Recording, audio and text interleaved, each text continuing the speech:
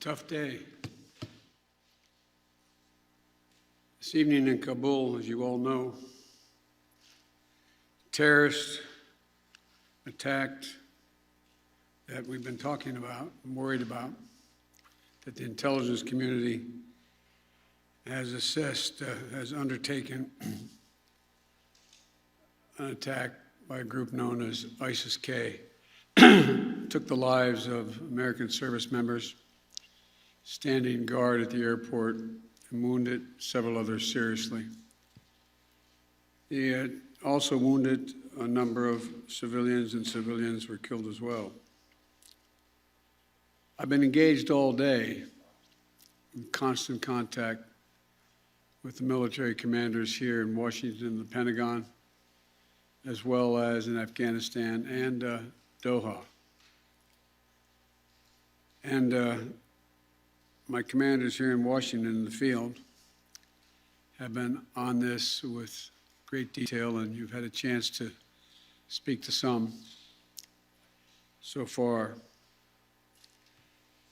The situation on the ground is still evolving, and I'm constantly being updated. These American service members who gave their lives, it's an overused word, but it's totally appropriate here, were heroes. Heroes who've been engaged in a dangerous, selfless mission to save the lives of others. They're a part of an airlift, an evacuation effort unlike any seen in history, with more than 100,000 American citizens, American partners, Afghans who helped us, and others taken to safety in the last 11 days. Just in the last 12 hours or so, another 7,000 have gotten out. They were part of the bravest, most capable, the most selfless military on the face of the earth. And they're part of simply what I call the backbone of America. They're the spine of America, the best the country has to offer. Jill and I, our hearts ache, like I'm sure all of you do as well, for all those Afghan families who lost loved ones, including small children, or been wounded in this vicious attack. And we're outraged as well as heartbroken.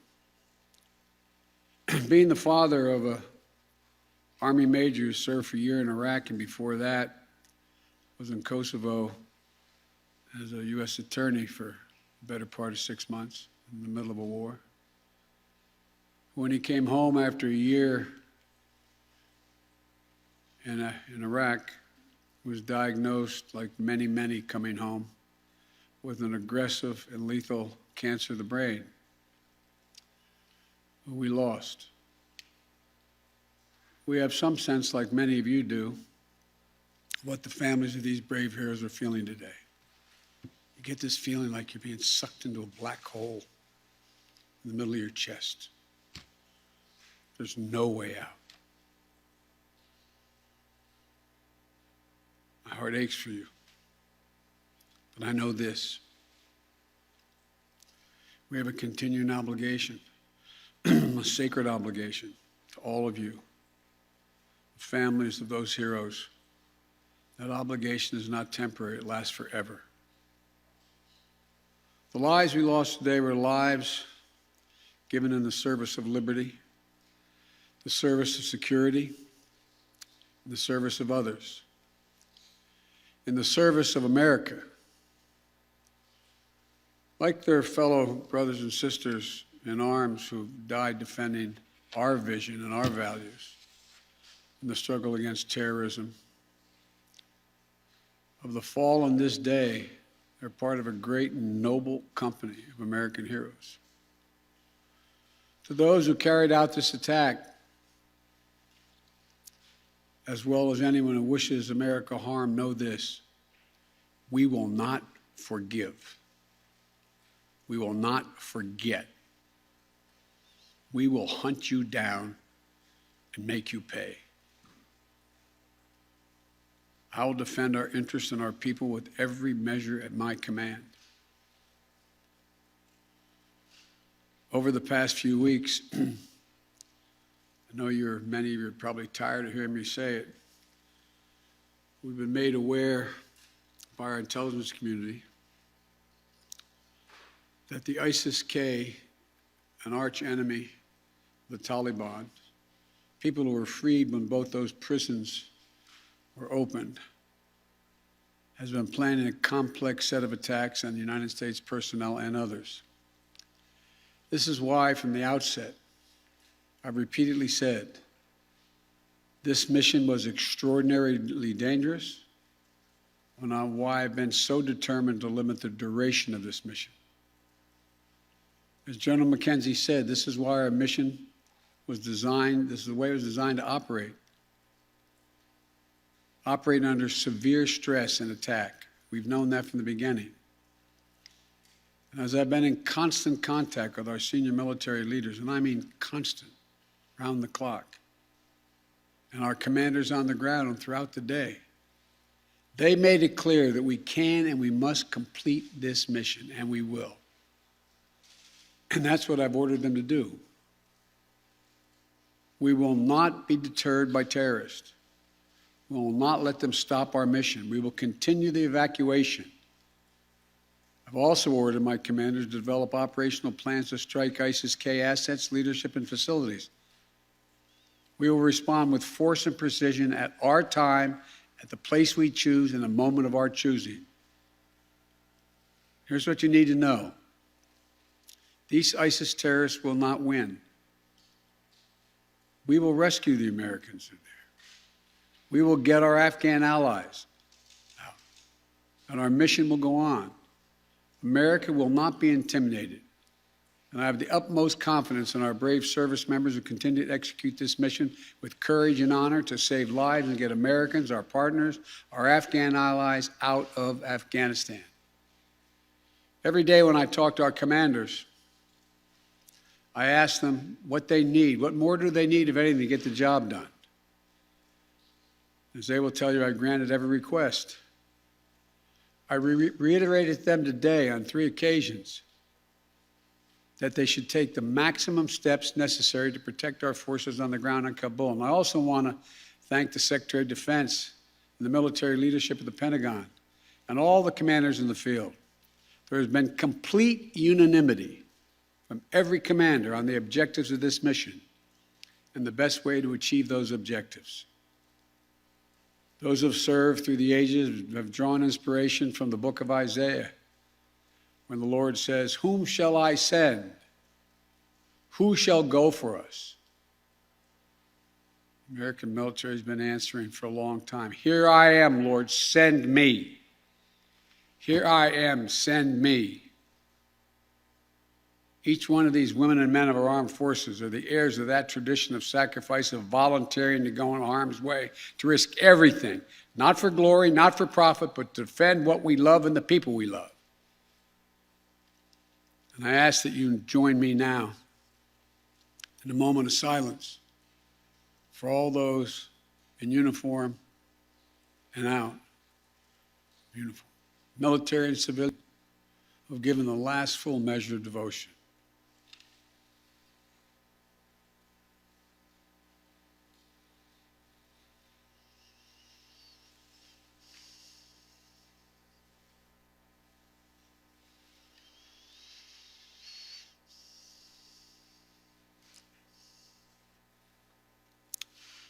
Thank you.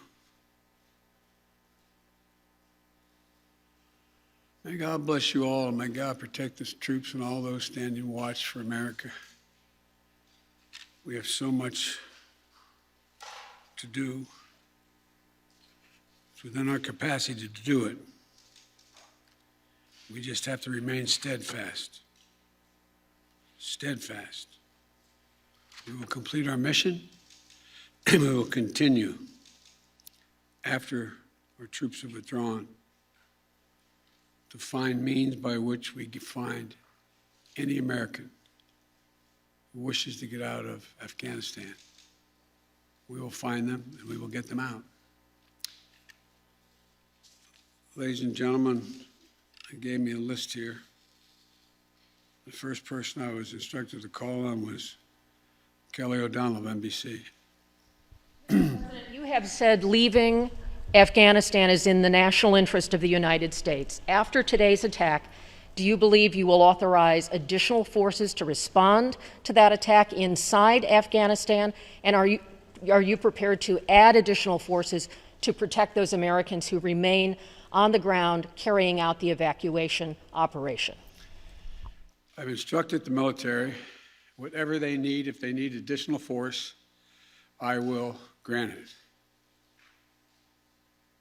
But the military, from the chairman of the Joint Chiefs, the commanders in the field, have all contacted me one way or another, usually by letter, saying they subscribe to the mission as designed to get as many people out as we can within the time frame that is allotted. That is the best way, they believe, to get as many Americans out as possible and others. And with regard to finding, tracking down the ISIS leaders who ordered this, we have some reason to believe we know who they are, not certain, and we will find ways of our choosing without large military operations to get them wherever they are. Trevor, Reuters. Thank you, Mr. President. There's been some criticism, even from people in your party, about the dependence on the Taliban to secure the perimeter of the airport. Do you feel like there was a mistake made in that regard? No, I don't. Look, I think General McKenzie handled this question very well. The fact is that we're in a situation, we inherited a situation, particularly since, as we all know, that the Afghan military collapsed 11 days before, in 11 days, that it is in the interest of, as McKenzie said, in the interest of the Taliban, that, in fact, ISIS-K does not metastasize beyond what it is, number one. And number two, it's in their interest that we are able to leave on time, on target. And as a consequence of that, the major things we've asked them, moving back the perimeter, giving more space between the wall, stopping vehicles from coming through, etc., searching people coming through. It is not what you'd call a tightly commanded, regimented operation like the U.S. is, the military is, but they're acting in their interest. And so, by and large, and I've asked this same question to military on the ground, whether or not it's a useful exercise. No one trusts them. We're just counting on their self-interest to continue to generate their activities. And it's in their self-interest that we leave when we said, and that we get as many people out as we can. Like I said, even in the midst of everything that happened today, over 7,000 people we've gotten out, over 5,000 Americans over. So it's not a matter of trust, it's a matter of mutual self-interest.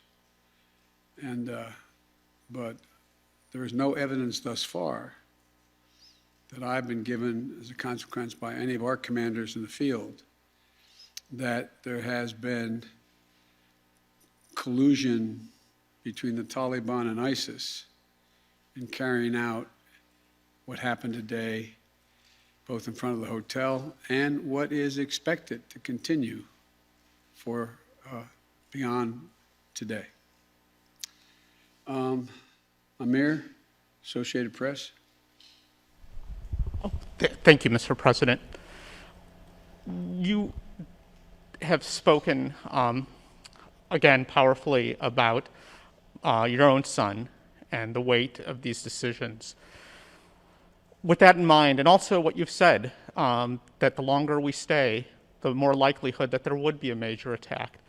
How do you weigh staying even one more day, considering what's happened? Because I think what America says matters. What we say we're going to do in the context in which we say we're going to do it, that we do it, unless something exceptional changes. There are additional American citizens. There are additional green card holders. There are additional personnel of our allies. There are additional SIV card holders.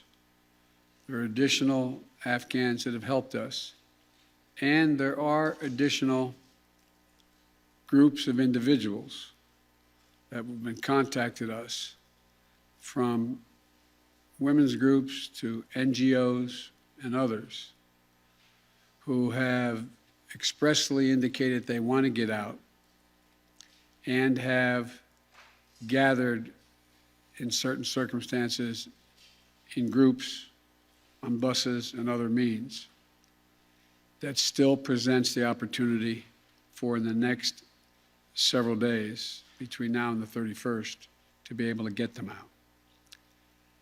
And our military, and I believe, to the extent that we can do that, knowing the threat, knowing that we may very well have another attack, the military has concluded that's what we should do. I think they're right. I think they're correct. And after that, we're going to be in a circumstance where will be, I believe, numerous opportunities to continue to provide access for additional persons to get out of Afghanistan, either through means that we provide and or are provided through in cooperation with the Taliban. They're not good guys, the Taliban. We're not suggesting that at all. But they have keen interest. As many of you have been reporting, they very much would like to figure out how to keep the airport open. They don't have the capacity to do it. They very much are trying to figure out whether or not they can maintain what is the portion of an economy that has become not robust, but fundamentally different than it had been. And so there's a lot of reasons why they have reached out, not just to us, but to others, as to why it would be continued in their interest to get more of the personnel we want to get out. We can locate them. Now, there's not many left that we can assess that want to come out. There's some Americans we've identified, we've contacted the vast majority of them, not all of them, who don't want to leave because they're dual nationals, they have extended families, et cetera. And there's others who are looking for the time. So that's why we continue. I'll take a few more questions, but you, sir. I wanted to ask but you, that's okay. you say that what America says matters. What do you say to the Afghans who helped troops who may not be able to get out by August 31st? I say we're what do going you to say to continue to try to get you out. It matters. Look, I know of no conflict, as a student of history, no conflict where when a war was ending, one side was able to guarantee that everyone they wanted to be extracted from that country would get out. And think about it, folks. I think it's important. I know the American people get this in their gut. There are, I would argue, millions of Afghani citizens who are not Taliban, who did not actively cooperate with us as SIVs, who, if given a chance, they'd be on board a plane tomorrow. It sounds ridiculous, but the vast majority of people in communities like that want to come to America, given a choice. So getting every single person out can't be guaranteed by anybody, because there's a determination all who wants to get out as well. At any rate, it's a process. I was really pointing to you, but you, sir. Thank you, Mr. President. There are reports that U.S. officials provided the Taliban with names of Americans and Afghan officials to evacuate. Were you aware of that? Did that happen? And then, sir, did you personally reject a recommendation to hold or to recapture Bagram Air Force Base? Here's what I've done let's answer the last question first. On the tactical questions of how to conduct an evacuation or a war, I gather up all the major military personnel that are in Afghanistan, the commanders, as well as the Pentagon. And I ask for their best military judgment. What would be the most efficient way to accomplish the mission? They concluded, the military, that Bagram was not much value added, that it was much wiser to focus on Kabul. And so I followed that recommendation. With regard to, there are certain circumstances where we've gotten information, and quite frankly, sometimes from some of you, saying you know of such and such a group of people are trying to get out, they're on a bus, they're moving, from other people. And this is their location. And there have been occasions when our military has contacted their military counterparts in the Taliban and said, this, for example, this bus is coming through with X number of people on it, made up of following group of people. We want you to let that bus or that group through. So yes, there have been occasions like that.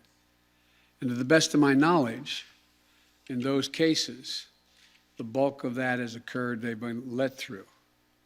But I can't tell you with any certitude that there's actually been a list of names. I know there may have been, but I know of no circumstance. It doesn't mean didn't exist.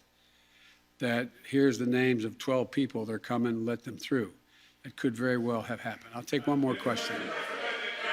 Wait. Let me take the one question from the most interesting guy that I know in the press. That's you.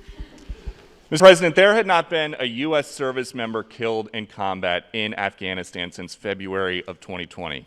You set a deadline, you pulled troops out, you sent troops back in, and now 12 Marines are dead. You said the buck stops with you. Do you bear any responsibility for the way that things have unfolded in the last 2 weeks?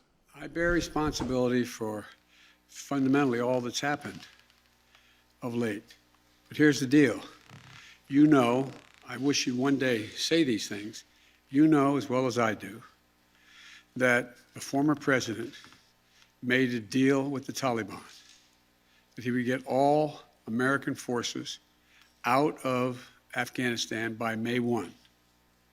In return, the commitment was made, and that was a year before. In return, he was given a commitment that the Taliban would continue to attack others, but would not attack any American forces. Remember that? I'm being serious. No, I'm asking you a question. Because before... No, wait a minute. I'm asking you a question. Is that accurate, the best of your knowledge? What? I don't think it's the issue do you think that people have an issue with pulling out of Afghanistan or just the way that things have happened? I think they have an issue that people are likely to get hurt. Some, as we've seen, have gotten killed, and that it is messy. The reason why, whether my friend will acknowledge it, always reported it. The reason why there were no attacks on Americans, as you said, from the date until I came into office, was because the commitment was made by President Trump, I will be out by May 1st. In the meantime, you agree not to attack any Americans. That was the deal. That's why no American was attacked. A few days ago, you said you squarely stand by your decision to pull out. Yes, I do, because look at it this way, folks, and I have another meeting for real. But imagine where we'd be if I had indicated on May the 1st I was not going to renegotiate an evacuation date. We were going to stay there. I'd have only one alternative: pour thousands of more troops back into Afghanistan to fight a war that we had already won relative to why the reason we went in the first place. I have never been of the view that we should be sacrificing American lives to try to establish a democratic government in Afghanistan, a country that has never once in its entire history been a united country and is made up, I don't mean this in a derogatory, made up of different tribes who have never, ever, ever gotten along with one another. And so, as I said before, and this is the last comment I'll make, we'll have more chance to talk about this, unfortunately, beyond, because we're not out yet.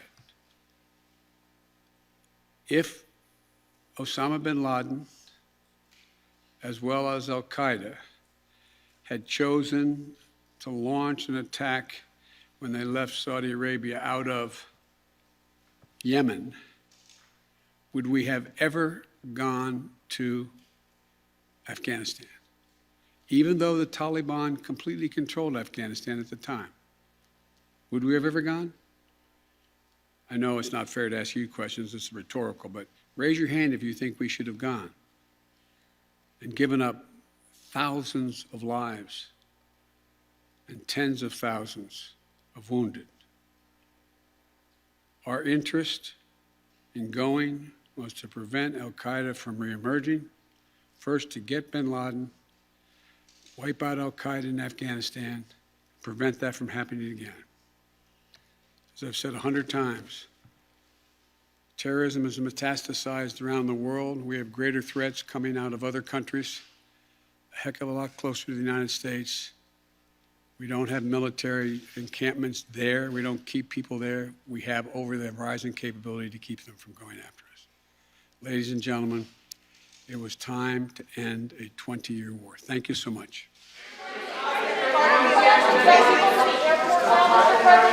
What is the plan?